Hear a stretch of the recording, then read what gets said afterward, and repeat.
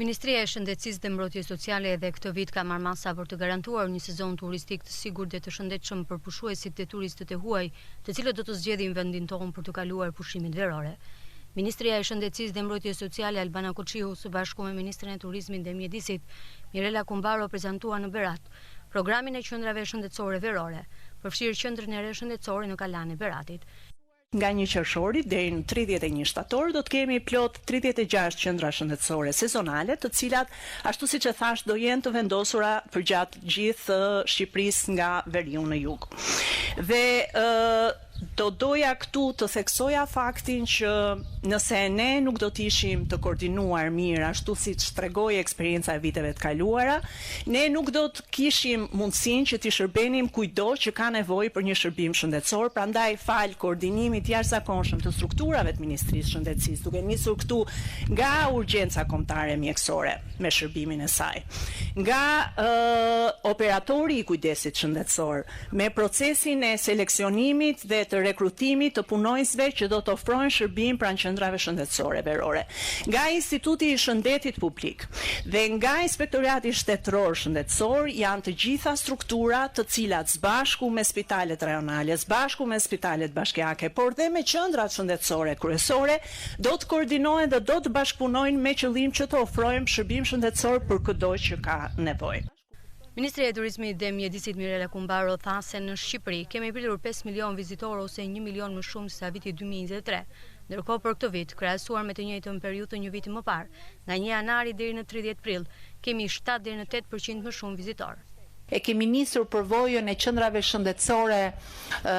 sezonale të turizmit me disa qendra shtesë, vim sot në numrin 36, ku kuptojmë që praktikisht flukset janë të tilla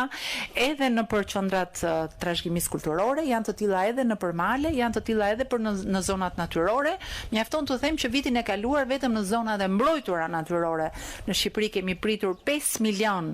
vizitor, ose 1 milion më shumë se sa viti 2023. Ndërkohë, për këtë vit, krahasuar me vitin e kaluar të së njëjtës periudhë, 1 janar 30 prill,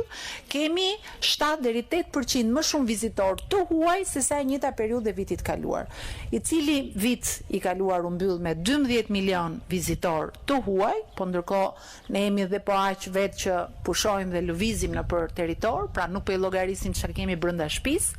Presim që të kemi rritje e cila tashmë ka filluar, dhe kjo do të thotë që për të gjithë ne, qoftë për policinë e shtetit, qoftë për shërbimet shëndetësore, që normalisht jemi në kapacitete, në parametra, në mjete për 2.5 milion, ne duhet përballojmë 5 fishin, 6 fishin e atyre për cilët normalisht i kemi në letra apo në shifra apo në financa. Është si të jesh në një shtëpi me 4 antar familjes, 2 dhoma inguzhin dhe 2 dhoma inguzhin papritmas të mirëpresësh 30 veta, edhe të rish edhe gjatë me këta 30 vetë. Edhe t'ju shërbesh, t'ju ofrosh ushqim, t'ju ofrosh zbavitje, t'ju ofrosh garanci, informacion,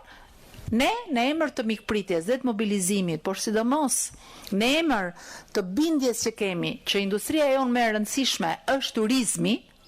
mobilizimi dhe përgatitja është e tillë që ja kemi dalë me sukses.